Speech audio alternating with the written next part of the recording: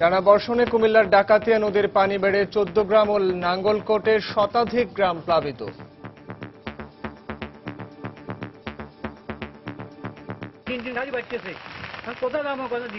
ঘরে পানি উঠছে, হাঁস মরকা গরু ছাগল সব বুলেলে বাপের বাড়ি চলে যাচ্ছি। দুটা শিশু পানিতে ডুবে মারা গেছে, একটা সাপে কাটা, একটা পানিতে ডুবে। জনগণের পাশে আমরা আছি, আমরা আমাদের সরকারি সাহায্য নিয়ে যথাসাধ্য চেষ্টা করব। নোয়াখালীতে পানিবন্দী লক্ষাধিক মানুষ, ফেনীতে বন্যা পরিস্থিতির অবনতি। ঘর থেকে বাইরের কোনো রাস্তা নাই। বৃষ্টির পানি আঙ্গ বাড়ি ঘর ব্যাগ ডুবে গেছে। 3 দিন আন্ডা বাঁচিয়েছি না মরিয়াছি, কেউ আঙ্গুর তালাইশো করে না, জিজ্ঞাও না। কয়েকশো কোটি টাকার মাছ আছে সেনবাগ থানার ভিতরে, সব এখন বর্তমানে বিলীন হয়ে গেছে। প্রশাসনিক সমন্বয়হীনতার অভাবে আমরা এখন পর্যন্ত ক্ষতিগ্রস্ত পরিবারগুলোর মাঝে ত্রাণ সামগ্রী বিতরণ করতে পারি নাই। দেখছিলেন প্রধান শিরোনাম। সন্ধ্যার সময়ের সঙ্গে আছি আমি সাইফুল রুদ্র এবং আমি সজল মিত্র রিচার্ড। এবার অন্যান্য শীর্ষ সংবাদ।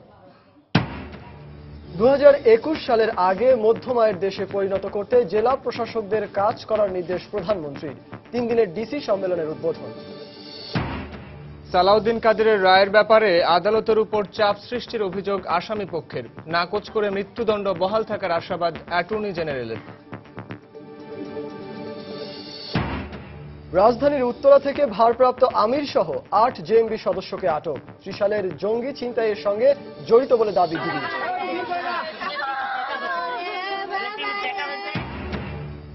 11 বছরের শিশুকে ধর্ষণের পর হত্যার ঘটনায় বিক্ষোভে উত্তাল নাটোরের সিংড়া। সুষ্ঠু বিচার দাবি।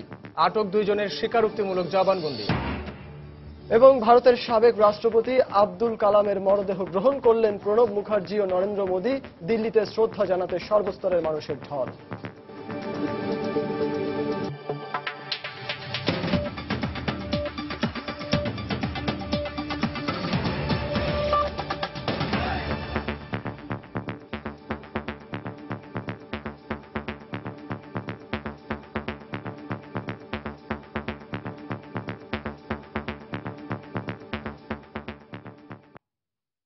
শুরুতেই বন্যা পরিস্থিতির খবর। গত কদিনের টানা বর্ষণে কুমিল্লার ডাকাতিয়া নদীর পানি বেড়ে ও ভারত থেকে আসা পাহাড়ি ঢলে জেলার 14 গ্রাম ও নাঙ্গলকোট উপজেলার 16টি ইউনিয়নের শতাধিক গ্রাম প্লাবিত হয়েছে। এতে পানিবন্দী হয়ে পড়েছে লক্ষাধিক মানুষ। দেখা দিয়েছে খাবার সংকট। ভারপ্রাপ্ত জেলা প্রশাসক জানান, 2 উপজেলার জন্য 75 মেট্রিক টন চাল ও নগদ 1.5 লাখ টাকা বরাদ্দ দেওয়া হয়েছে। কুমিল্লা প্রতিনিধি বাহার রায়হানের পাঠানো তথ্য ও চিত্র নিয়ে ডেস্ক রিপোর্ট। টানা বর্ষণ ও পাহাড়ি ঢলে কুমিল্লা 14 গ্রামের আলকরা গুণবতী সহ 9টি ইউনিয়ন এবং নাঙ্গলকোট উপজেলার সাতবাড়িয়া, বক্সগঞ্জ, মোকরা, রায়কোট সহ 60টি ইউনিয়নের শতাধিক গ্রাম প্লাবিত হয়েছে। এতে লক্ষাধিক মানুষ পানিবন্দী হয়ে মানবেতর জীবনযাপন করছেন। ঘর ও উঠানে কোমর পর্যন্ত পানি উঠায়, চুলায় রান্না পর্যন্ত বন্ধ হয়ে গেছে। পাশাপাশি গবাদি পশু নিয়েও বিপাকে পড়েছেন তারা। স্থানীয় ইউপি সদস্য জানান, নাঙ্গলকোট উপজেলায় স্কুল, কলেজ, বাড়িঘর, রাস্তাঘাট সব পানিতে তলিয়ে গেছে। ঘরে পানি উঠছে, হাঁস মরকা গরু ছাগল সব বুলেলে বাপের বাড়ি চলে যাচ্ছি।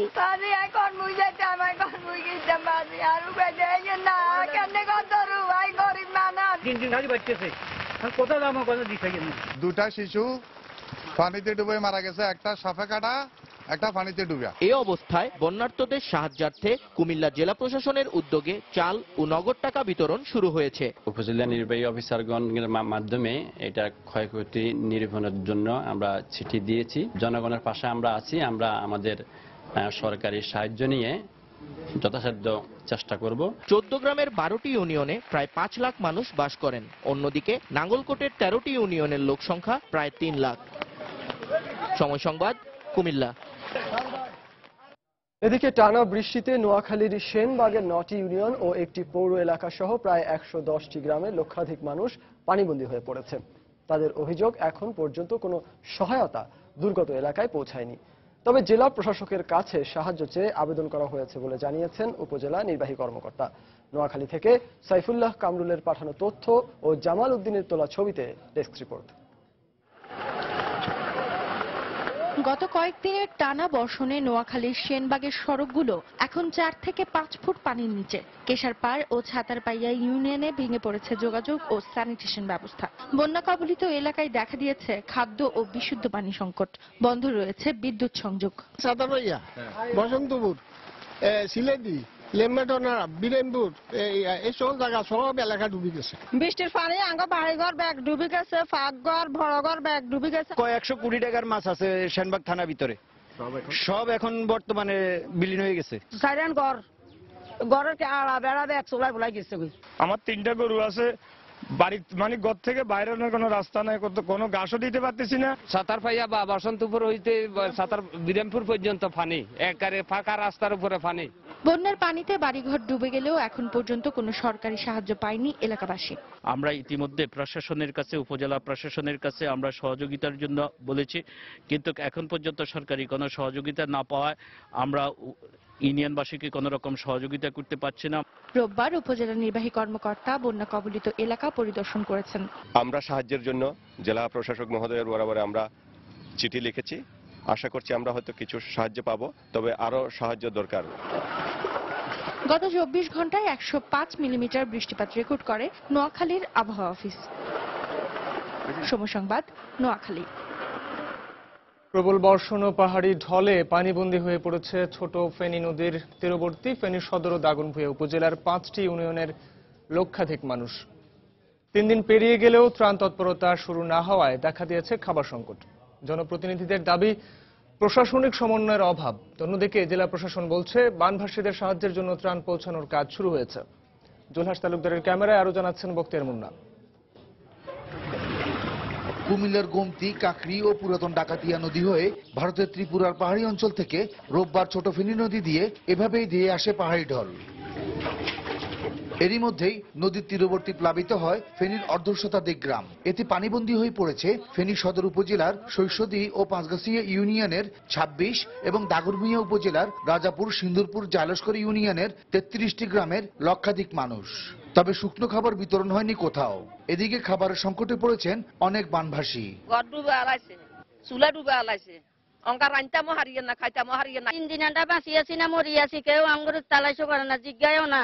আমাদের গ্রামের প্রতিটা রাস্তা ডুবে সবকিছু পুকুর এবং ঝালা বিছনা ফসল সবকিছু ক্ষতিগ্রস্ত হয়েছে। যার করতে টুকটাক পয়সা করে আছে তারা সিঙা মুড়ি আনি খাইতেছে, আর যার করতে নাই তারা কষ্ট করে। ফেনীর দাগনভূঞা উপজেলার জালস্কর ইউনিয়ন পরিষদের চেয়ারম্যানের অভিযোগ, ত্রাণ সহায়তার দুর্গতদের কাছে পৌঁছানোর ক্ষেত্রে সম্মুখীন হতে হচ্ছে প্রশাসনিক সমন্বয়হীনতার। আমরা এখন পর্যন্ত ক্ষতিগ্রস্ত পরিবারগুলোর মাঝে ত্রাণ সামগ্রী বিতরণ করতে পারি নাই। প্রায় 2000 পরিবার ক্ষতিগ্রস্ত।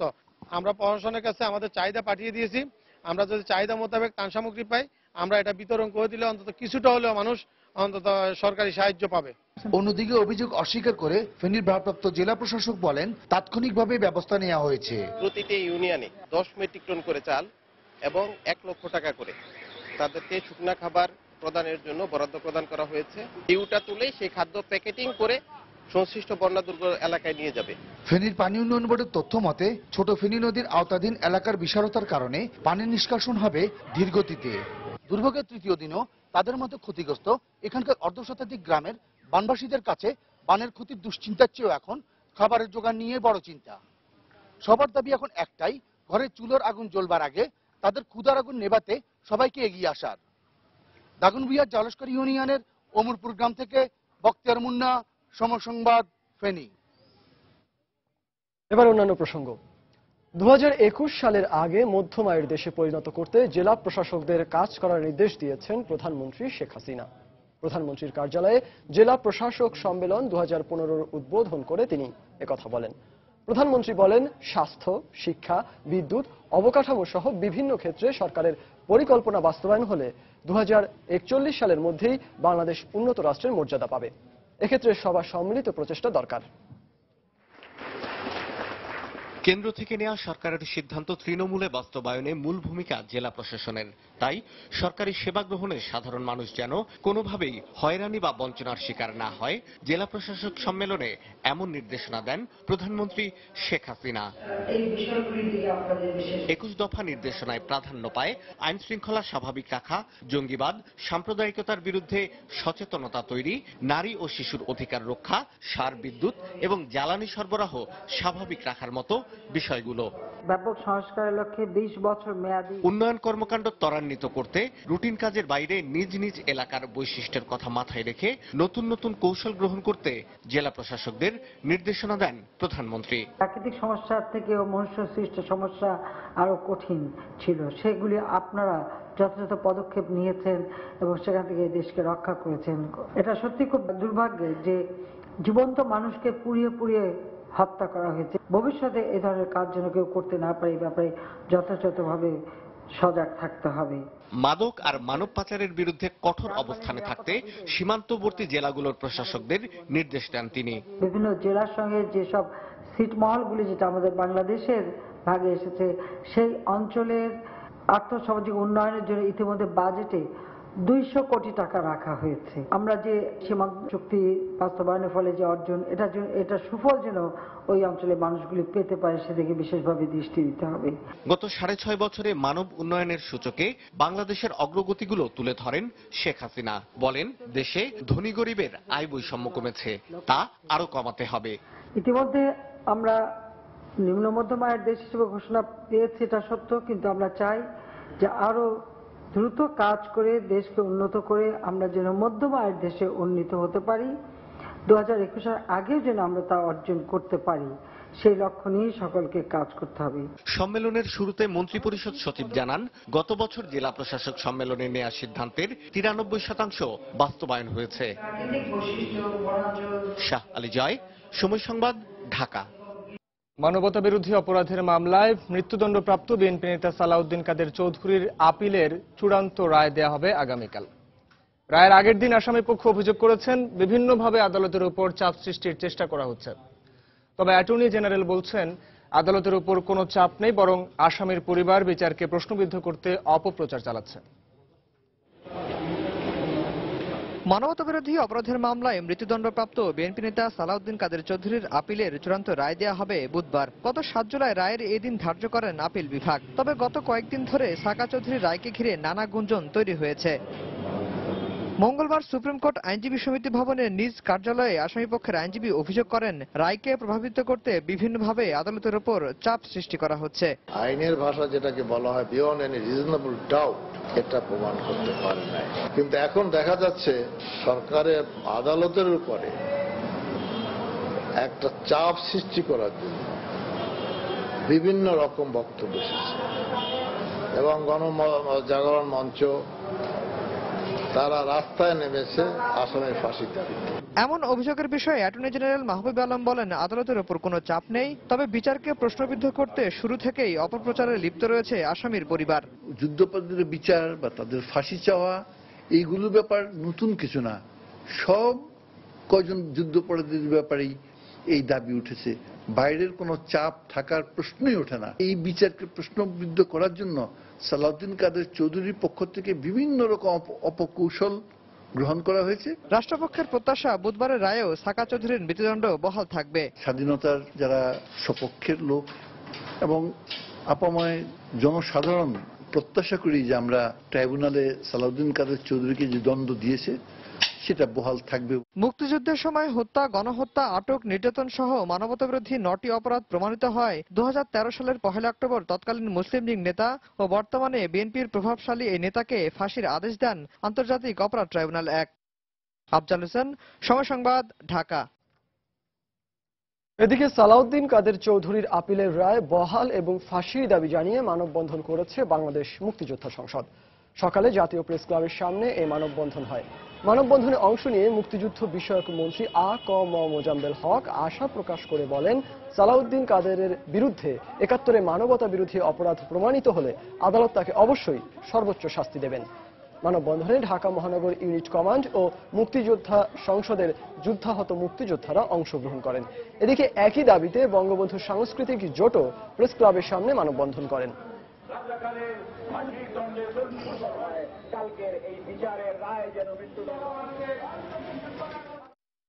বিচারক মণ্ডলীর কাছে আমাদের আবেদন থাকবে, মুক্তিযুদ্ধের চেতনায় বিশ্বাসী জনগণের পক্ষ থেকে সর্বোপরি আমাদের মুক্তিযোদ্ধা কেন্দ্রীয় কমান্ড কাউন্সিলের পক্ষ থেকে বিনীত আবেদন থাকবে, তিনি দোষী প্রমাণিত হয়ে থাকলে ওই কুখ্যাত রাজাকার সালাউদ্দিন কাদের চৌধুরীর মৃত্যুদণ্ড ছাড়া অন্য কোন রকম শাস্তি দেশবাসী মেনে নেবে না। সন্ধ্যার সময় আরো থাকছে। দেশে গণপিটুনিতে মৃত্যুর ঘটনায় অনেক ক্ষেত্রে কাজ করে ব্যক্তি স্বার্থ, মন্তব্য মানবাধিকার কর্মীদের। অভিযোগপত্র না দেয়ায় বাড়ছে বিচারহীনতার সংস্কৃতি, মত বিশ্লেষকদের। নাটোরে পঞ্চম শ্রেণীর ছাত্রীকে ধর্ষণের পর হত্যার ঘটনায় বিক্ষোভে উত্তাল এখন সিংড়া উপজেলার সাউল গ্রাম। নির্মমে হত্যাকাণ্ডের সুষ্ঠু বিচার দাবি করেছেন নিহতের স্বজন ও গ্রামবাসী। এদিকে এই ঘটনায় আটক মোবারক হোসেন ও মিঠু আদালতে স্বীকারোক্তিমূলক জবানবন্দি দিয়েছেন। নাটোর থেকে আল মামুনের পাঠানো তথ্য ও ছবি নিয়ে ডেস্ক রিপোর্ট।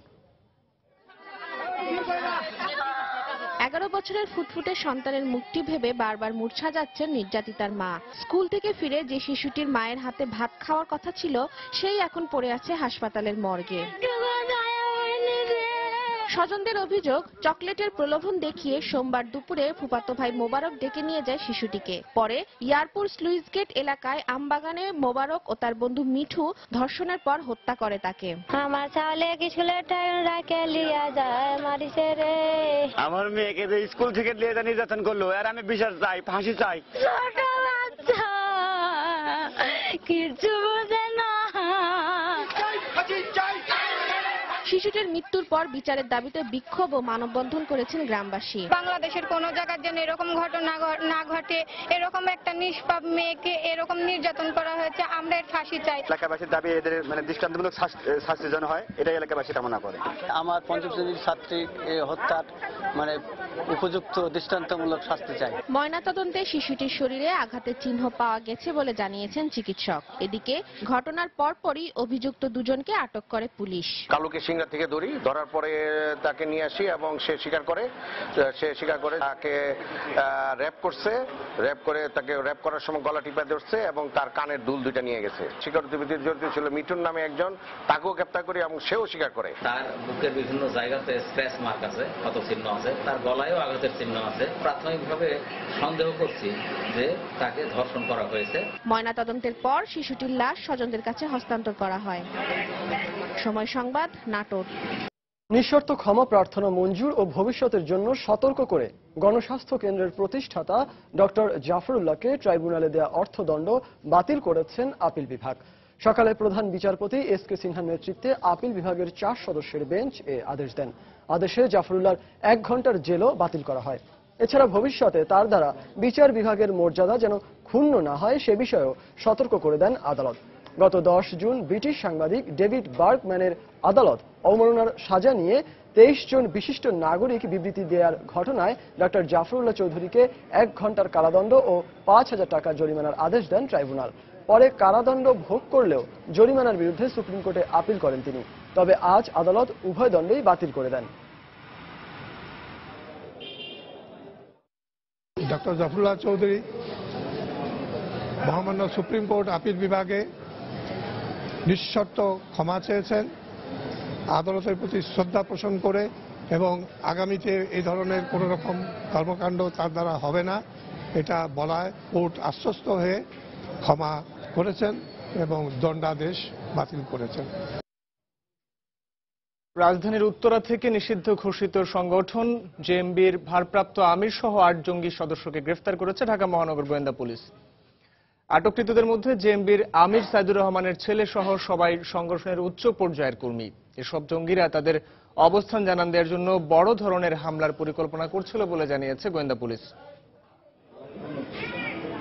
পুলিশ জানায় সোমবার রাতে উত্তরার একটি বাসায় গোপন বৈঠক চলাকালে জঙ্গিদের আটক করে তারা। এ সময় তাদের কাছ থেকে বিপুল পরিমাণ জিহাদি বই, লিফলেট এবং প্রশিক্ষণের ভিডিও চিত্র উদ্ধার করা হয়েছে। আটককৃতরা ময়মনসিংহের ত্রিশালের জঙ্গি ছিনতাইয়ের সঙ্গে জড়িত বলে দাবি গোয়েন্দা পুলিশের। মঙ্গলবার দুপুরে ডিএমপির মিডিয়া সেন্টারে সংবাদ সম্মেলনে মহানগর গোয়েন্দা পুলিশ এ তথ্য জানায়। জেএমবির আমির জেলখানার থাকার কারণে বিভিন্ন জন বিভিন্ন সময় সমন্বয়কের কাজ করেছে। তার ছেলে আবু তালহা মোহাম্মদ ফাহিম ওরফে পাখি জেএমবির এই অংশের সমন্বয়ক হিসেবে কাজ করছিল। সে তার পিতাকে কিভাবে মুক্ত করা যায় সেটি তারা চেষ্টা করছিল। এসব জঙ্গি সদস্য রাষ্ট্রের গুরুত্বপূর্ণ ব্যক্তি এবং স্থাপনায় হামলার পরিকল্পনা করছিল বলে প্রাথমিক জিজ্ঞাসাবাদে স্বীকার করেছে বলে জানিয়েছে গোয়েন্দা পুলিশ। আইএস এর সঙ্গে এসব জঙ্গিদের সম্পর্ক রয়েছে বলে জানানো হয় সংবাদ সম্মেলনে। অবস্থান জানান দেওয়ার জন্য একটা কিছু করে গুরুত্বপূর্ণ একটা ঘটনা ঘটিয়ে তারা শেষ হয়ে যায়নি, এটা জানান দেওয়া। এরা মূলত ইসলামিক স্টেটের সাথে যোগাযোগ স্থাপনের চেষ্টা করছিল। এ সময় সাংবাদিকদের এক প্রশ্নের জবাবে গোয়েন্দা পুলিশের এই ঊর্ধ্বতন কর্মকর্তা বলেন, বর্তমান বৈশ্বিক প্রেক্ষাপটে দেশে জঙ্গি তৎপরতা কিছুটা বাড়লেও এটা নিয়ে উদ্বেগের কিছুই নেই। কিংবা সংগঠিত তানিন মেহেদি, সময় সংবাদ, ঢাকা। রাজধানীর খিলক্ষেতের মস্তুল গ্রামে কিশোর নাজিম হত্যাকাণ্ডে সরাসরি অংশ নেয় 15 থেকে 20 জন ব্যক্তি। এই ঘটনায় 4 জন গ্রেফতার হলেও সরাসরি হত্যাকাণ্ডে অংশ নেওয়া ব্যক্তিরা এখনো রয়েছেন ধরাছোঁয়ার বাইরে। সর্বশেষ 23 জুলাই শরীফ নামে আরেকজনকে গ্রেফতারের পর তদন্তকারী সংস্থা সিআইডি আশা করছে বাকি অপরাধীরাও অল্প কয়েকদিনের মধ্যেই ধরা পড়বে। তাফসির বাবুর রিপোর্ট। কিশোর নাজিম হত্যায় 15 থেকে 20 জন ব্যক্তি সরাসরি অংশ নিলেও এই ঘটনার সঙ্গে বিভিন্নভাবে জড়িত ছিলেন মস্তুল গ্রামের আরো অনেকেই। তবে হত্যাকাণ্ডের পরপরই 18 এপ্রিল নাজিমের বাবা খিলক্ষেত থানায় মামলা করেন 7 জনের নাম উল্লেখ করে। এর মধ্যে 3 জনকে পুলিশ গ্রেফতার করলেও অজ্ঞাত কারণে তখন থমকে যায় মামলার কার্যক্রম। ধরাছোঁয়ার বাইরে থেকে যান হত্যাকাণ্ডে সরাসরি অংশ নেওয়া ব্যক্তিরা। মামলাটা জন্য একটু আগ্রহ আমার আসামি ওই পর্যন্ত ধরা খায় না। মনে করুন একজন আসামি ধরছি, আসামি এই পর্যন্ত চূড়ান্ত আসামি যেটি ভিডিওতে আছে এরা একটাও ধরা খায় নাই। মাসখানেক আগে মামলাটি হস্তান্তর হয় সিআইডির কাছে। এর মধ্যেই খুনের ভিডিও প্রকাশের পর গতি পায় তদন্ত কাজ। সর্বশেষ 23 জুলাই আরও একজনকে গ্রেফতার করে সিআইডি। সংস্থাটি বলছে এই মামলায় তালিকার বাইরে থাকা আরও অন্তত 10 জন অপরাধীকে শনাক্ত করেছেন তারা। আইডেন্টিফাইড হয়ে গেছে মোর দেন 10, কিন্তু আমি তাদের নামগুলো এই মুহূর্তে বলতে চাইছি। সিআইডির এই কর্মকর্তা বলছেন হত্যাকাণ্ডের ভিডিও ফুটেজ থাকায় অপরাধ প্রমাণ সহজ হবে। দ্রুত বাকি অপরাধীদের ধরতে কাজ শুরু করেছে একটি বিশেষ টিম। অপরাধী ধরা পড়লেই দেয়া হবে চার্জশিট। সব মিলিয়ে সময় লাগতে পারে 15 থেকে 20 দিন। তথ্য উদ্ঘাটন শেষ, শুধুমাত্র আসামি গ্রেফতারের বিষয়টা এখনো পেন্ডিং আছে। সব আসামিদেরকে আমরা গ্রেফতার করতে পারিনি। এই আসামি গ্রেফতার করার জন্য আমি ইতিমধ্যে একটা টিম গঠন করে ফেলেছি এবং সেই টিম ফিল্ডে ইতিমধ্যে কাজ করতেছে। আমার বিশ্বাস আগামী মাসের মাঝামাঝির মধ্যেই এই মামলার তদন্ত সমাপ্ত হবে এবং আমরা চার্জশিটের মাধ্যমে আমরা নিষ্পত্তি করে দেব। সিআইডি বলছে মামলার তদন্তে নতুন অপরাধীদের নাম ও তথ্য আসায় খিলক্ষেত ও রূপগঞ্জ থানার মামলা দুটিকে এক করে তদন্ত কাজ এগিয়ে নিতে চান তারা। তাফসির বাবু, সময় সংবাদ, ঢাকা। দেশে উদ্বেগজনক হারে বেড়ে গেছে গণপিটুনিতে মৃত্যুর ঘটনা। আর এসব ঘটনার পেছনে আপাত দৃষ্টিতে মানুষের আক্রোশ কাজ করলেও মানুষের সংস্থাগুলো বলছে অনেক ঘটনার পেছনে রয়েছে নিজেদের উদ্দেশ্য চরিতার্থ করা। আর অধিকাংশ ঘটনায় পুলিশ অভিযোগপত্র না দেয়ায়, শুধুমাত্র চূড়ান্ত প্রতিবেদন জমা দেয়ায় দেশে বিচারহীনতার সংস্কৃতি বাড়ছে বলে অভিযোগ করেছেন সংশ্লিষ্টরা। আরো জানাচ্ছেন এহসান জুয়েল। 2011 সালের 27 জুলাই নোয়াখালীর কোম্পানিগঞ্জে নিরীহ কিশোর মিলনকে ডাকাত সাজিয়ে পিটিয়ে হত্যা করা হয়। পুলিশ তাদের গাড়িতে করে এনে উন্মত্ত জনতার হাতে ছেড়ে দেয় মিলনকে। একই বছর শবে বরাতের রাত বেড়াতে বের হওয়া রাজধানীর 6 স্কুল ছাত্রকে ডাকাত সন্দেহে পিটিয়ে হত্যা করা হয় সাভারের আমিন বাজারে। আর সম্প্রতি সিলেটে শিশু রাজন আর রাজধানীতে কিশোর নাজিম হত্যাকাণ্ড দেশব্যাপী আলোচিত। প্রতি বছর শতাধিক মানুষ শিকার হচ্ছেন এমন নিষ্ঠুরতার।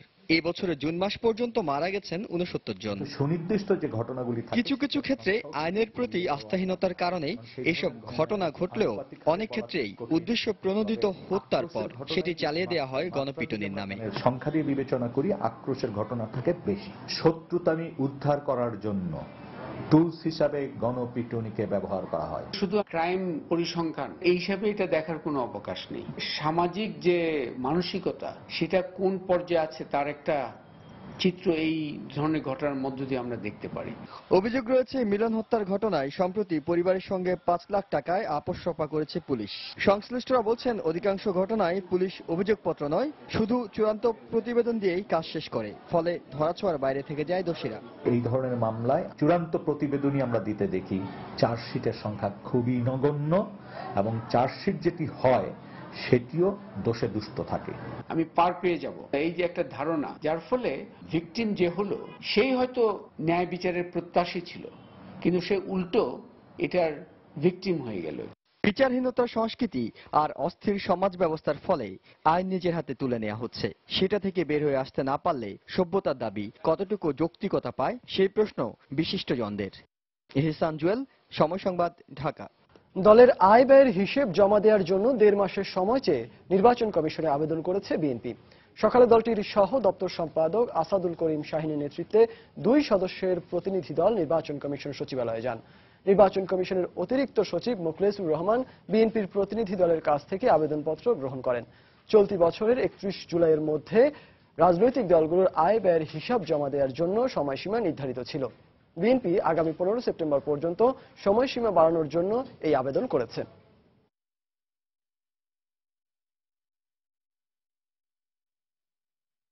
দীর্ঘ 3 মাস রাজনৈতিক অস্থিরতার পরও গেল অর্থবছরে বার্ষিক উন্নয়ন কর্মসূচির 91% বাস্তবায়ন হয়েছে বলে জানিয়েছেন পরিকল্পনামন্ত্রী আহম মুস্তফা কামাল।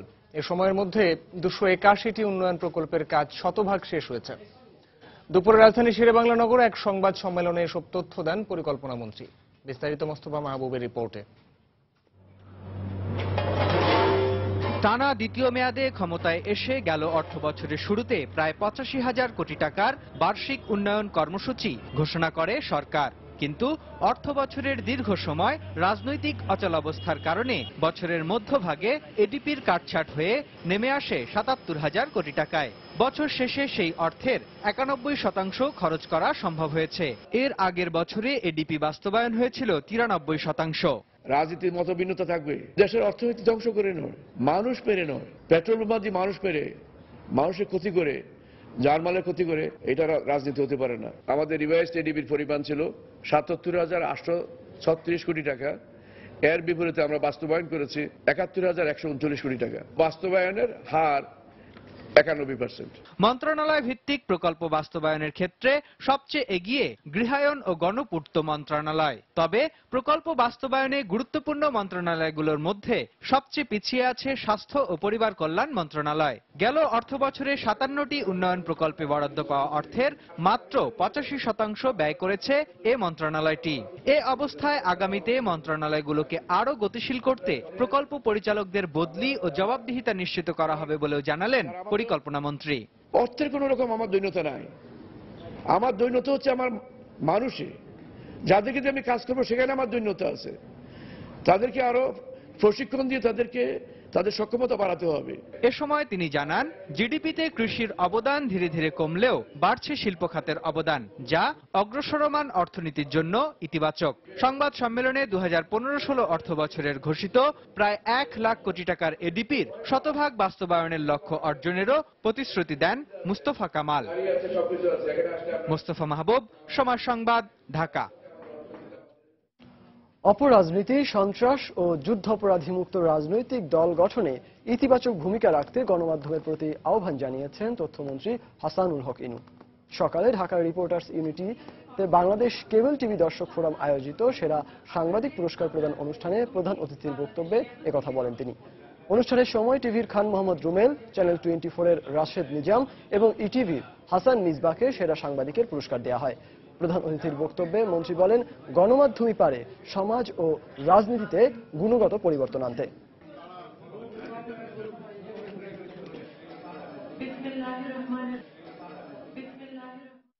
যারা বাংলাদেশের রাষ্ট্রে বিশ্বাস করে না, গণতন্ত্রে বিশ্বাস করে না, ভিন্ন মত চর্চায় বিশ্বাস করে না, সেই সব অপশক্তি বাংলাদেশের রাজনীতির অঙ্গন থেকে, সম্প্রচারের অঙ্গন থেকে দূরে রাখতে হবে। জঙ্গিবাদের কথা বলেন, যুদ্ধ অপরাধীদের কথা বলেন, আগুন সন্ত্রাসীদের কথা বলেন, তাদেরকে সরকার কোনো ছাড় দিবে না।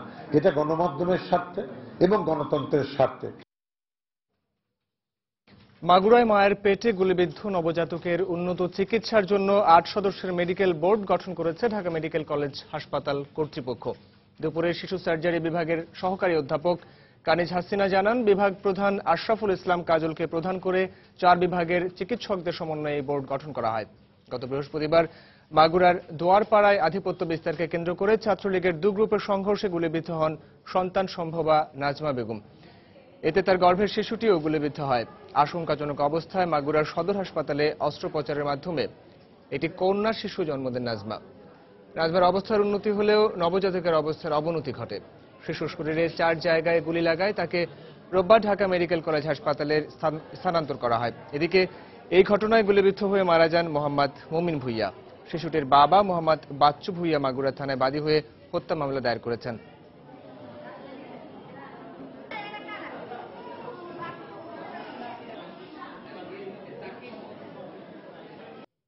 সাইবার ট্রাইব্যুনালের মাধ্যমে সাম্প্রতিককালে ব্লগার হত্যাকারীদেরকে দৃষ্টান্তমূলক শাস্তি দেওয়া হবে বলে জানিয়েছেন আইনমন্ত্রী আনিসুল হক। জঙ্গি মৌলবাদীদের তথ্য প্রযুক্তি সন্ত্রাস, সরকার ও নাগরিক সমাজের করণীয় শীর্ষক এক আলোচনা অনুষ্ঠানে তিনি একথা বলেন। এ সময় তিনি সাইবার ওয়ার্ল্ডের উন্নয়নের কারণে যেসব আইন যুগোপযোগিতা হারিয়েছে সেগুলোকে আধুনিক করা হবে বলে জানান। একই অনুষ্ঠানে তথ্য প্রযুক্তি বিষয়ক প্রতিমন্ত্রী জুনায়েদ আহমেদ পলক জানান, এসব সমস্যাকে মোকাবেলা করতে শিগগিরই তার মন্ত্রণালয়ের পক্ষ থেকে সাইবার সিকিউরিটি অ্যাক্ট প্রণয়ন করা হবে, যার মাধ্যমে সাধারণ মানুষের মুক্ত চিন্তার অধিকার ঠিক রেখে এর মাধ্যমে সংগঠিত অপরাধকে আইনের আওতায় আনা যাবে। 15 সালে মালদ্বীপ বাংলাদেশে যে আমরা এই ধরনের ঘটনা কিন্তু এর আগেও দেখেছি, করতে পারিনি ফলে আমরা তথ্য যোগাযোগ প্রযুক্তি মন্ত্রণালয় আমরা উদ্যোগ গ্রহণ করেছি যে আমরা একটি সাইবার সিকিউরিটি অ্যাক্ট করব, যে আইনটি হবে বাংলাদেশের নিরাপদ আর্থিক লেনদেন রক্ষা করার আইন। এই আইন দিয়ে কারো মত প্রকাশের স্বাধীনতাকে খর্ব করা হবে না এবং কারো ব্যক্তিগত অধিকারকে হরণ করা হবে না। শুধু যে আইন করা সেটা না, এখন পর্যন্ত আমরা যাদেরকে হারিয়েছি, যাদেরকে হত্যা করা হয়েছে নৃশংসভাবে, তাদের বিচারও কিন্তু আমাদের করতে হবে। আমি মনে করি যে এই যে সাইবার ট্রাইব্যুনাল যেটা গঠন করা হয়েছে এবং এই হত্যার বিচারের মাধ্যমে তাদেরকে একটা দৃষ্টান্তমূলক সাজা দিয়ে আমরা তাদেরকে যে সাজা দিতে পারি, তাদেরকে যে ধরতে পারি, তাদেরকে যে নিয়ে কারাগারে বন্ধ করতে পারি এবং শেষ পর্যন্ত ফাঁসি দিতে পারি, সেটা প্রমাণ করে ছেড়ে দিব।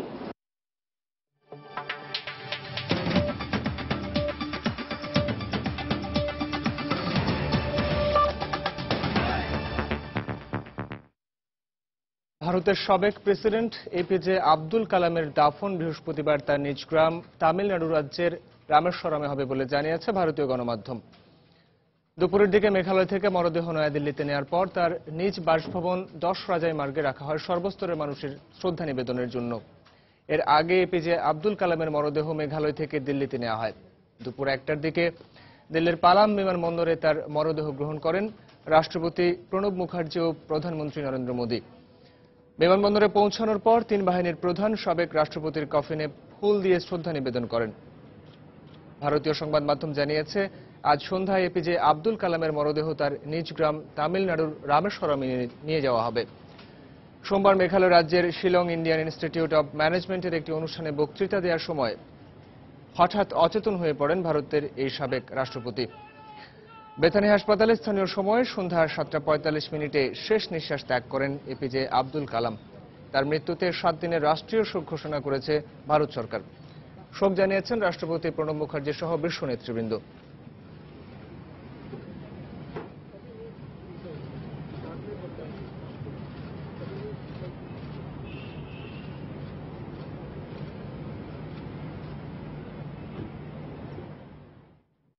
রাষ্ট্রপতি, বিজ্ঞানী, লেখক, কি ছিলেন না এপিজে আব্দুল কালাম? বহুমুখী প্রতিভার অধিকারী এই মানুষটি তার জ্ঞান গর্ভ বক্তৃতা দিয়ে মন্ত্রমুগ্ধ করেছেন কোটি কোটি মানুষকে। শেষ পর্যন্ত সেই বক্তৃতা দিতে দিতেই পাড়ি জমালেন না ফেরার দেশে। তামিলনাড়ুর রামেশ্বরমে 1931 সালের 15 অক্টোবর জন্মগ্রহণ করেন মিসাইল ম্যান খ্যাত ভারতের সাবেক রাষ্ট্রপতি আবুল পাকির জয়নুল আবেদিন আব্দুল কালাম। ছোট শহরের এক মৎস্যজীবী পরিবারের চরম দারিদ্র্যের মধ্যে জন্ম নিলেও তার স্বপ্ন ছিল অনেক বড়। খাবার জোটাতে এবং পরিবারকে সহায়তা করতে মাত্র 8 বছর বয়সেই খবরের কাগজ বিক্রি করা শুরু করতে হয়েছিল তাকে। যুদ্ধবিমানের পাইলট হতে চেয়েছিলেন, কিন্তু সেই স্বপ্ন পূরণে ব্যর্থ হয়েছিলেন রকেট বিজ্ঞানী।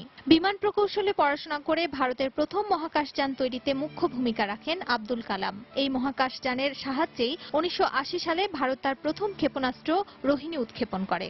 1998 সালে ভারতের পোরখান 2 পারমাণবিক অস্ত্রের পরীক্ষার পেছনেও প্রধান ভূমিকা রেখেছিলেন তিনি। ভারতকে পরমাণু শক্তিধর রাষ্ট্রে পরিণত করার জন্য যিনি নিরলস চেষ্টা চালিয়ে গেছেন, পরে তিনিই আবার পরমাণু অস্ত্রমুক্ত বিশ্ব গড়ার পক্ষে প্রচারণায় যুক্ত হন। 2002 থেকে 2007 সাল পর্যন্ত ভারতের 11তম রাষ্ট্রপতির দায়িত্ব পালন করেন এপিজে আব্দুল কালাম। তিনি ছিলেন ভারতের তৃতীয় মুসলমান রাষ্ট্রপতি। ব্যক্তিগত জীবনে আব্দুল কালাম ছিলেন অবিবাহিত। এত প্রতিভা, এত খ্যাতির অধিকারী হয়েও খুব সহজ সরল, অনাড়ম্বর জীবনযাপন করতেন তিনি। India 2020, mission India, my journey, turning point, ignited mind তার উল্লেখযোগ্য রচনা। আব্দুল কালামের আত্মজীবনী উইংস অফ ফায়ার তার লেখা বইগুলোর মধ্যে সবচেয়ে জনপ্রিয়তা লাভ করে। প্রকাশিত হবার পর বইটির 10 লাখেরও বেশি কপি বিক্রি হয়েছে। দেশের অগ্রগতিতে অসামান্য অবদানের কারণে ভারতের সর্বোচ্চ বেসামরিক সম্মাননা ভারত রত্ন ছাড়াও পদ্মভূষণ ও পদ্মবিভূষণ খেতাবেও ভূষিত করা হয় তাকে। এপিজে আব্দুল কালাম একাধিকবার বাংলাদেশ সফর করেছেন। সবশেষ 2014 সালে ঢাকা সফরে বিভিন্ন বিশ্ববিদ্যালয়ের শিক্ষার্থীদের উদ্দেশ্যে রাখা বক্তব্যে দুটি কারণে বাংলাদেশকে ভালো লাগার কথা জানান তিনি। প্রথমত, নদীমাতৃক বাংলাদেশের বিস্তৃত জলরাশি, দ্বিতীয়ত উন্নত পোশাক শিল্প। এই দুটি এদেশকে ভালো লাগার কারণ বলে উল্লেখ করেন আব্দুল কালাম। মমতাজ মুস্তফা, সময় সংবাদ।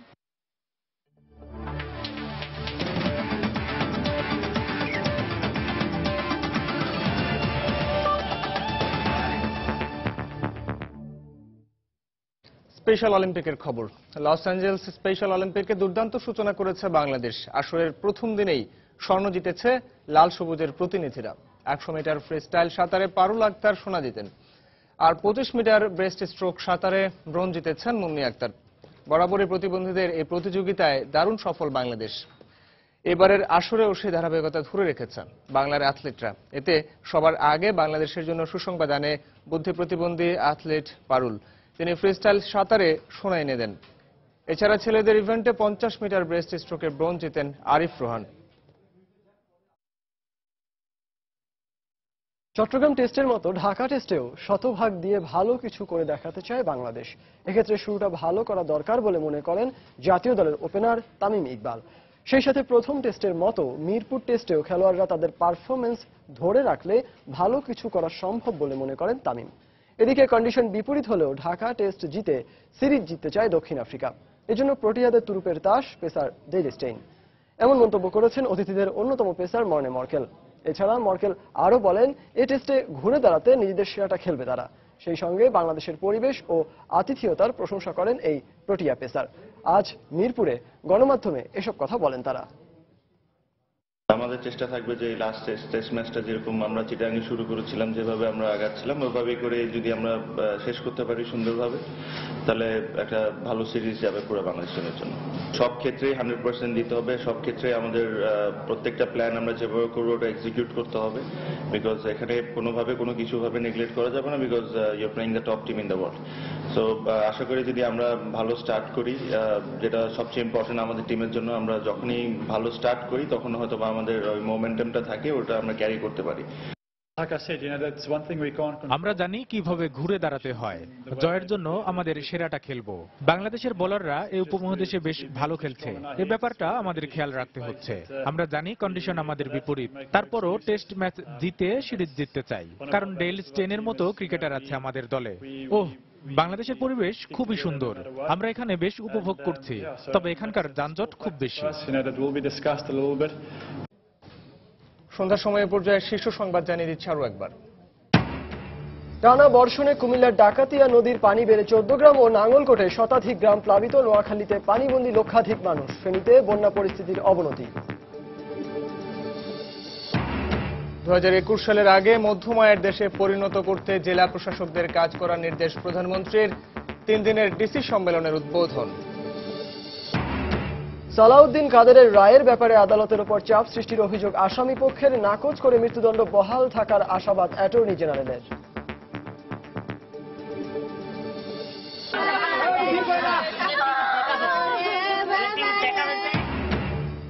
এগারো বছরের শিশুকে ধর্ষণের পর হত্যার ঘটনায় বিক্ষোভে উত্তাল নাটোরের সিংড়া। সুষ্ঠু বিচার দাবি। আটক দুজনের স্বীকারোক্তিমূলক জবানবন্দি। এবং ভারতের সাবেক রাষ্ট্রপতি আব্দুল কালামের মরদেহ গ্রহণ করলেন প্রণব মুখার্জি ও নরেন্দ্র মোদী। দিল্লিতে শ্রদ্ধা জানাতে সর্বস্তরের মানুষের ঢল। এই ছিল সন্ধ্যার সময়। যে কোনো খবর পেতে ভিজিট করুন সময়নিউজ.tv। সঙ্গে থাকুন সময়।